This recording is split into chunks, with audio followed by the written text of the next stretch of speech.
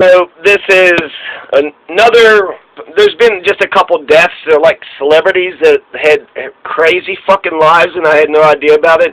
Alfalfa from the Little Rascals. He's going to die when he's 31 years of age. He wasn't doing, good. He was doing some bad shit, but he didn't have to get killed, and so there's some controversy over whether or not the person who was the victim of Alfalfa actually needed to murder him. It didn't seem like he needed to. It was more of a revenge thing. How dare you come in here, into my own house?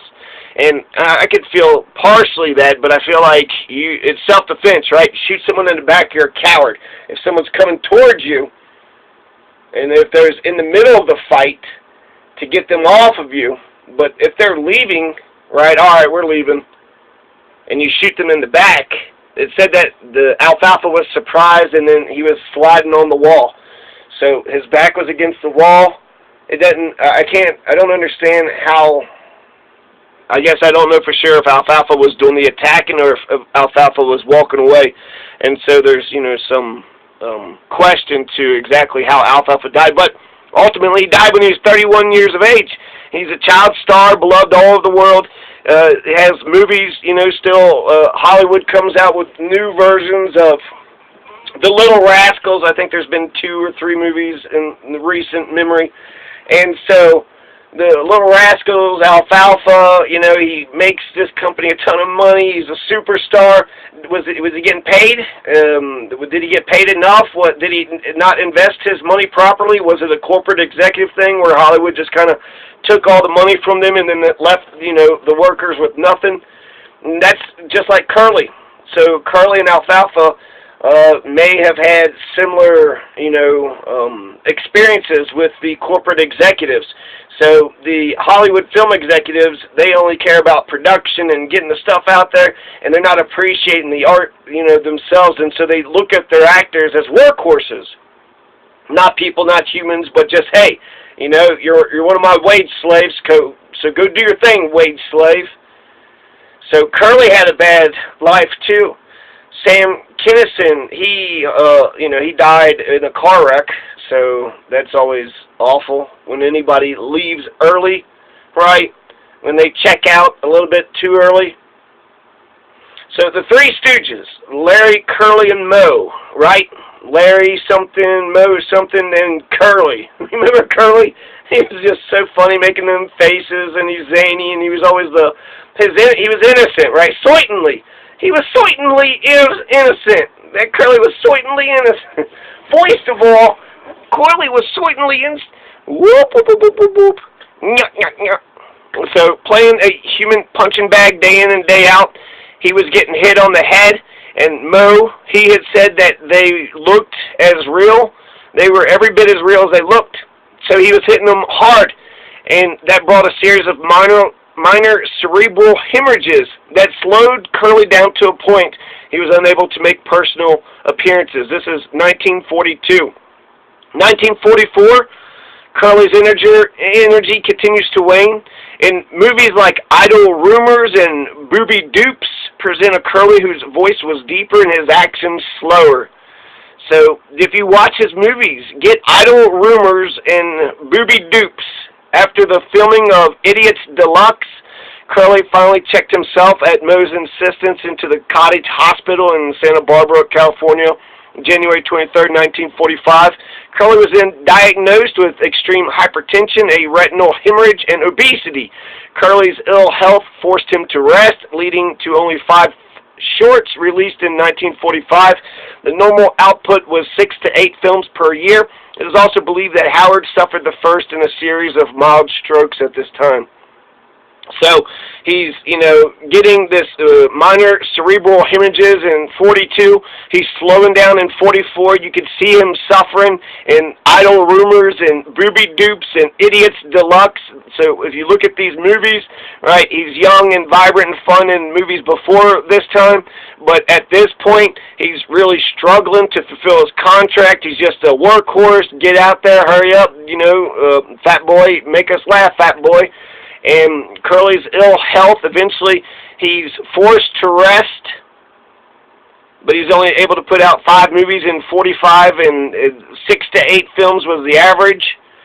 So 1945. So he's slowing down. He's obese. He got diagnosed with retinal hemorrhage, extreme hypertension.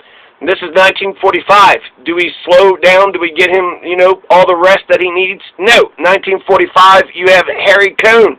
So this is a Hollywood corporate executive who looked at Curly as just an expendable, replaceable actor. Just get some other goofball to do what Curly was doing, and the Three Stooges will sell the same. They didn't realize the uniqueness and the chemistry between them.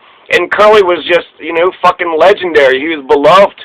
He's still beloved today. I wonder if Curly would have known that he would, I would still be talking about him 70 years after his death. So would he have had any idea the legacy that he had left? And then he didn't get paid for. So Moe's going to fuck him over. He's going to attack him and hit him on stage in the film, so we all get to watch him. And so in a way, we're all responsible for this because people paid money to the theaters to go watch, Curly get abused. And, when Curly first started to do the act, he did insist of hitting him hard because it's funnier, and he wanted the people in the back to be able to hear it. But it definitely wasn't an equal relationship. It was always great whenever Curly fought back or Curly did something to them, but most of the time Curly was the one being attacked. And that's why I think Curly's the most beloved one. He was pure and innocent and funny. He was the funniest one out of all of them. And then that's where they nyuk, nyuk, nyuk, and what's the other sound? Nyuk, nyuk, nyuk, and whoop, whoop, whoop, whoop, whoop, whoop. He would make those sounds whenever he was nervous and he was about to be attacked, so he was just kind of making the attacker, the oppressor, laugh and to hope to, get to his humanity. And so that's, resistance doesn't always look pretty, but in some respects, I don't want to say he was non-violent because I'm sure he attacked, in the film, the other ones. I guess he did. I don't really remember any iconic things, but they're always, kind of slapping and hitting each other. So at first, it's to Curly. Curly had accepted it. Curly was a drinker too, so Curly had his own problems. But when you hear about your friend and colleague who's getting diagnosed with cerebral hemorrhages and has all this obesity, hypertension, so he's got bad health, and part of it has to do with the attacks upon his head, you stop doing those. 1945, this was after he had already been diagnosed with a retinal hemorrhage. So apparently Moe pleaded with Harry Cohn. Cohn didn't give a shit. Harry Cohn was going to force Curly to keep on working. He was like, nope, we need to make more money off the Stooges, and I will not, listen to your request. Curly must come into work. So Harry Cohn and Moe both contributed to Curly's death very directly.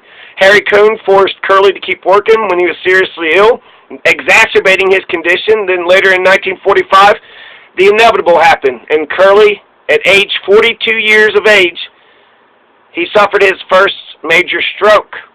The first film produced after Curly's stroke was the lackluster If a Body Meets a Body, and his actions and mannerisms were noticeably slower in this movie too. So, Idle Rumors, Booby Dupes, Idiots Deluxe, If a Body Meets a Body. I don't even know Curly's name, and I didn't get the information in time, so I don't even know Curly's name. But just that, he's bald, so they called him Curly. So, that's fucking funny. That's funny. So, everything about Curly is just, he's pure, he's innocent, he's funny, and he's the oppressed. So, it's like Charlie Day, and it's Always Sunny in Philadelphia. Charlie work is, doing all the shit work, all the fucking dirty work. He's a dirty grub. He has to kill the rats and clean the toilets, but that makes Charlie Day absolutely endearing. Charlie work, Charlie work is, labor, so I respect all labor. You're doing something and you're, cleaning the place up, you're making things better, good. I do not look down upon labor at all. All labor is good. So, yeah, Curly, if you look at the Idiots Deluxe, If a Body Meets a Body, Idle Rumors, Booby Dupes, if you go to see any of these movies, you'll see, a sickly Curly up on the big screen. And he's getting slower and he's dying. But did Harry Cohn give a shit? Nope. He wasn't going to give Curly a leave of absence. He was going to put him on the big screen so we all could watch his suffering until ultimately he's going to have his 1946 career-ending heart attack. He's going to have another heart attack here soon. So he was forgetting his lines. He wasn't, very ballet. He wasn't, very...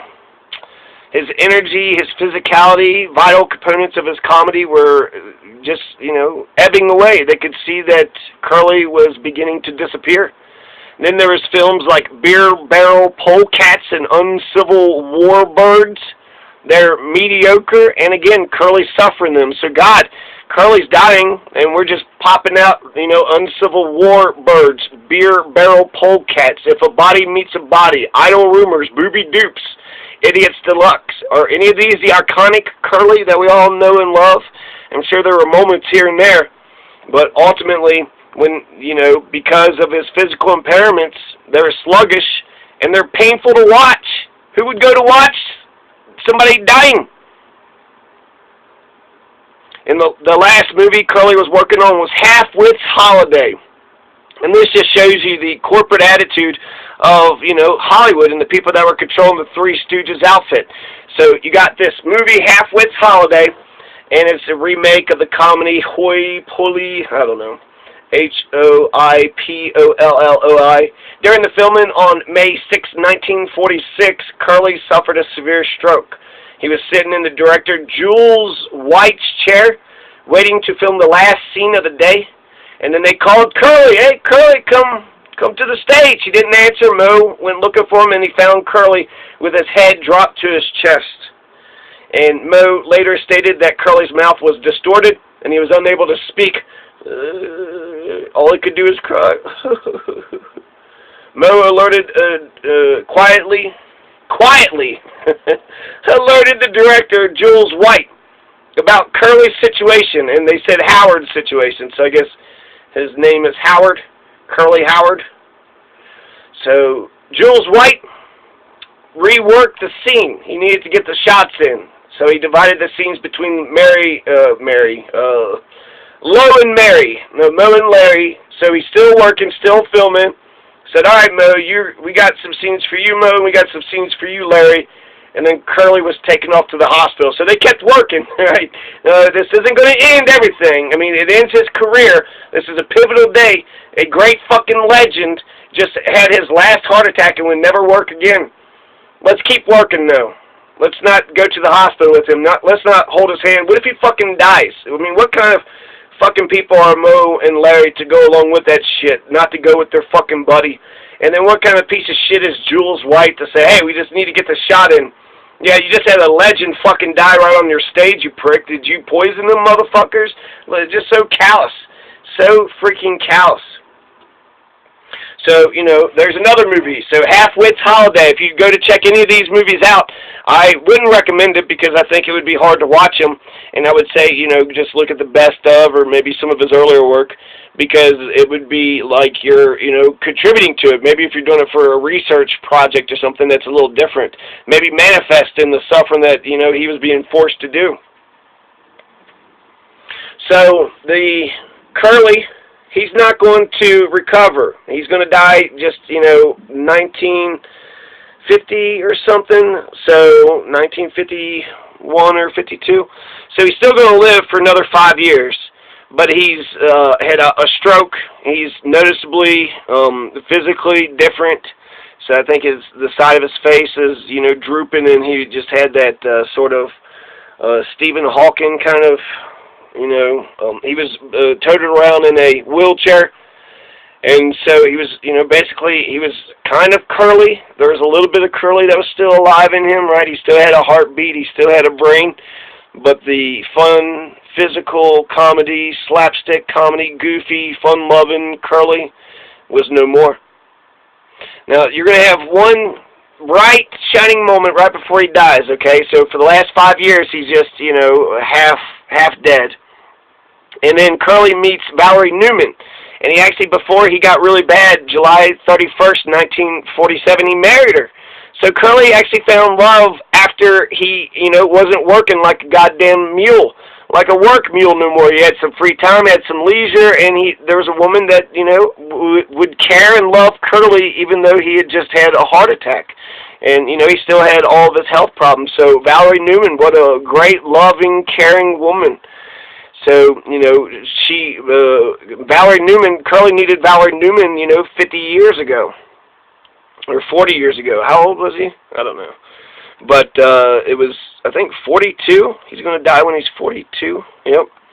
So he was 42 years of age when he dies, and he's going to have a heart attack, his second major heart attack at 37 years of age. But in between his, you know, deterioration from the end of his career to the end of his life, he got married. And a friend, Irma Leventon, said that Valerie Newman was the only decent thing that ever happened to Curly. It was the only person that ever really loved him. And that's correct. Curly was not loved. He, you know, gave joy to millions, and he himself was not loved. If he was loved, he would have had an agent that gave a shit about his career. Then, you know, you could have exploited his fun-loving personality and his innocence to his benefit, not to his detriment. You could have made Curly a star while also being his friend. And then for, you know, his personal life, you know, you could have, love would have made his career better. He would have been able to get all of the nectar from the fruit of his labor, so he would have been able to get what he was worth, and be able to negotiate better contracts, get some respect around the world. And then when he started to get sick, if he had somebody who loved him, then they would have said, you know, you can't keep working like this. Work is killing you. You need to rest until you get strong enough, and, you know, take a year, 2, 3, 5 years. Take whatever it takes before you get your health back, because you know you're not healthy and you're sick, and you keep on going to work just to abide by the contract just because they're assholes to you. They insult you, they attack you. They don't respect you, Curly. So if he had somebody who loved him, he could have got his health, and then he could have got his strength back, and then he could have been, you know, making people laugh, come back to making people laugh for the rest of his life. So Curly did make a lot of people laugh, but it was very unhealthy. It was an unhealthy culture. He's drinking all the time. He's in this Hollywood corporate sort of psychopath, you know, stab people in the back kind of shit. Now, his health continued to decline after the marriage, but Valerie Newman gave birth to a daughter, Janie. Yeah, so before he died, just a few years before Curly was able to die, or before he died, you know, he's sick, he's dying, he's basically, I don't want to say he's retarded, but he's physically retarded in some respects, the left side of it. So while he's, you know, slowly going to, you know, his downward spiral,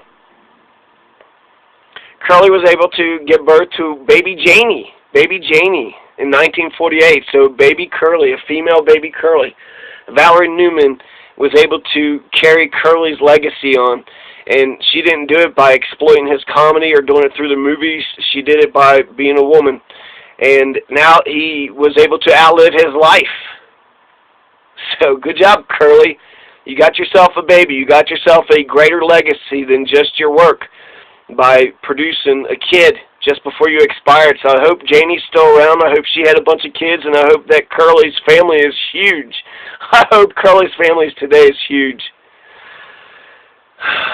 After baby Janie was born, he's going to suffer another massive stroke, and he's partially paralyzed. So essentially, right before he gets, you know, I guess retarded, that's when Valerie Newman comes in, marries him, provides him with the baby. And then he's, you know, partially paralyzed. He used a wheelchair. In 1950, he was fed boiled rice and apples as part of his diet to reduce his weight, but his condition never improved. So I guess I don't know exactly. Did I write when he died? No, I did not write when he died. Oh, no, 42. He didn't die in 42. That was when he suffered his first major stroke. So, excuse me, I thought he died when he was 42. I think he's going to die, you know, before he was 50. So he was taken off the planet too early. So I should have wrote the day he died, but I didn't. So what? I'm essentially just analyzing his whole life, and I know that he got fucked. I remember seeing this movie as a biopic of the movie, and that's the reason why Citizen Kane is, you know, considered the greatest movie of all time, because William Hearst was a newspaper writer, had power, controlled people by the written word, and owning the papers and corporate, newspapers. But when it comes to Hollywood and the big screen, when you think of William Randolph Hearst, you have to think of Citizen Kane, the way that they compacted, the movie, and it was a biopic of this man's life by seeing him up on the big screen. That's the, perception. That's the illusion. So this biopic just saw, that Mo and them, Curly, he showed up one time, he was getting picked on by other people, drinking and having a good time, but they started smacking him around like they saw in the movies. So he would get some of that shit from, the people of America. Mo, there are some scenes where Mo was nice to Curly, but there was just some scenes that I could not I can't take out of my mind. When Mo... you have Curly who has a heart attack. He's in the hospital and he's, partially paralyzed in a, wheelchair, and he's not fun fucking Curly no more. It's, the slow Curly who barely has any life in him. And Mo makes him sign the papers away. So Mo, his physical attacks, his slaps, and his hitting upon Curly's head over and over again helped to kill Curly. And then after he helped to kill Curly with, smacking him around all those years, then he takes the rights to Curly's image away from him. The way they made the argument was, Curly, you're still under contract, so you owe the studio another 5 years of work. But he's paralyzed, and so you have Mo going to this paralyzed Curly and making him sign papers that give up his image and his legacy, to the corporation, to the company, to somebody else. But it was Mo who did it. And there was another scene where Curly was like, do you really mean the things that you say on TV? And then Mo was kind of like, no, I don't. But Mo was kind of like the leader of the outfit and shit, and he was the alpha male, and he did most of the hitting and most of the attacking, most of the insulting. And that's why Curly is just, a fucking god in some respects, because he's accepting all this shit. And he's just, pure goodness. He's just innocent. He just wants to be loved. And so what does it take before Mo will love Curly? How many times does Mo need to hit Curly before eventually Mo just says, you know what, I don't want to injure you no more. I don't like injuring you. It hurts me to see somebody I love getting hurt. So, some of it was part of the act. Some of it was Curly's fault. He's obese. He's the one that's drinking. So he made, several life choices. But you can't ignore that Mo was attacking him. And then Mo took his rights to his legacy, to his namesake, and to his image. So all that shit that I was doing earlier, nyuk, nyuk, nyuk, and, woo, woo, woo, woo, that's all Curly. Certainly. That's certainly Curly. First of all, Curly was a badass. And so, he was a victim of circumstance. He was a victim of circumstance. When it comes to the English language, why does certainly sound like certainly? Certainly. Certainly? Victim of circumstance. I'm a victim of circumstance. I'm a victim of circumstance. Well, first of all, this is the problem. So that's all from Curly, right? I'm fucking quoting a fucking guy who got fucked over, who was unloved, who tried to make America laugh, 80 years ago. Would he have had any idea, any clue whatsoever that he would have lived this long? So there was corporate America that Harry Cohn killed Curly and Mo killed Curly. Harry Cohn and both Mo and Harry Cohn contributed significantly to Curly's death. And then Mo is going to take all his fucking rights and shit, and then the Harry Cohn is just working Curly like a workhorse, and he might have been the one who said, all right, well, if you're not going to give me 5 more movies because, you're about dead and half paralyzed, and since you're not going to give me any 5 more movies, then I want to take your names and your rights. I would, fuck you, motherfucker. Get the fuck out of my house. Don't you ever come back, you piece of shit. You're going to ask me that? You're going to ask me that? How about let me die in peace, and then give it to baby Janie, and then let her get a lawyer, and then they could fight for my estate? That would have been better, instead of having Mo for a fucking friend. So yeah, Mo definitely contributed to the death of Curly with his physical attacks, and then he takes his work from him on his deathbed when he's, basically not an invalid, but when he's a paralyzed, half vegetable. So, no, Mo didn't give a goddamn fuck about Curly. Curly, you really mean the stuff you say? Yes, Mo did mean those things. Everybody did Curly dirty. So, you know, particularly Mo and Harry Conan, but even the American people. I mean, why would they keep on producing these films unless people are still going to watch the videos? Are Americans so psychotic they can't see when somebody's suffering? I mean, by putting them on camera and then putting them on the big screen, isn't their suffering that much more, you know,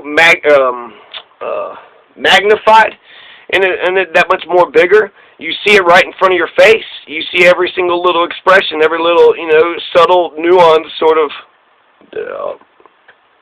excuse me. But, you know, it would be, I don't want to go watch those movies. I mean, as research maybe, because I like Curly. I want to see Curly in his, you know, his heyday. Curly when he was shining the best, when he was healthy.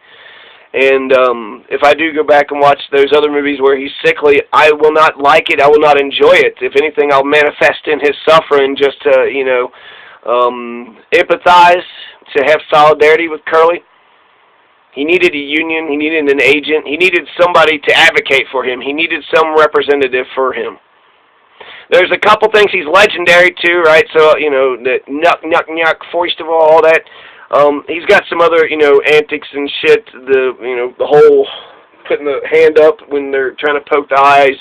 So, these are a little bit stretched. Actually, this other one's stretched. So it was said that Michael Jackson, who's, you know, disgraced, but he got his moonwalking idea. So the idea of the moonwalk came from Curly doing the Curly Shuffle, a move invented by Curly that made it look like if he was walking backwards. And so I think it's where it's like, and they're like kind of walking big, but he's like going backwards. If it makes it look like he's walking backwards or he is, I'm not for sure. But that's where Michael Jackson had got his motivation for moonwalk. So, you know, that's something. Moonwalk is legendary. That'll never go away. So the other thing was Curly invented breakdancing. Curly invented breakdancing. So there's, I guess, whenever he was in a situation, he would just fall to the ground and then run in a circle using his shoulder as a pivot. I've seen this several times. I want to say I've seen Homer Simpson do it and some other characters, but essentially you don't know what's going on, so you just get into a circle and you just start running around. It looks funny, but that is a breakdancing move. I mean, to essentially just keep on using your... So that could be. I remember somebody said Muhammad Ali invented hip-hop because of all those couplets, you know, float like a butterfly, sting like a bee, here I come, floating in a tree. I don't know, but he had couplets, and that's, there was some guy that had said that's where hip-hop, you know, began. So I think it's a little bit of a stretch, but, you know, could Curly have invented breakdancing? He's down on the ground, and he's going in a circle, and it's fun to watch. It was very entertaining, you know, and then, you know, for maybe 10 seconds, then it's like, all right, get up, quit, you know, embarrassing yourself. But if you turned it around and then, you know, threw a windmill in there, then you had, you know, some fucking breakdancing. So that's close. I could see that leading, you know, I could see the argument for that. So the Three Stooges. I mean, I make fun of the three branches of government. That's the Three Stooges. Fucking Three Stooges. Right? You don't need, you know, Larry, Curly, and Moe, you know, running the government. But I think I would want Curly to run things because I think he would have a better heart and he would be more empathetic. So the lesson of Curly's life, really, don't trust anybody. Everybody's trying to take a piece of you, so fuck everybody. Fuck every single person that's in your life unless you could find somebody that, you know, makes you feel loved. And so the whole thing is one of power. Curly was too innocent, too naive, went along with the flow like a dead fish, and he needed to stand up for himself a lot more. He needed the power to defend himself and his career. He needed to defend his health. So he needed a good agent who gave a damn about him, a wife or a good friend that just really had Curly's back. Hey, this is Curly Howard. Do you know who you're talking to? This is one of the Three Stooges. No, you don't come in here talking to Curly like that. You get the fuck out, and if, you know, change your tune if you ever think about... So he needed somebody, anybody. Tell him to, you know, take work off. Lay down in bed, rest, eat right, till you get your strength back again. Then go back to work. Life is the number one priority. Work, maybe it's 2 or something, but it's not number 1. If Curly was truly loved, he would have been able to get all the nectar from the fruit of his labor, and he would have had a better career. Plus, he would have lived longer.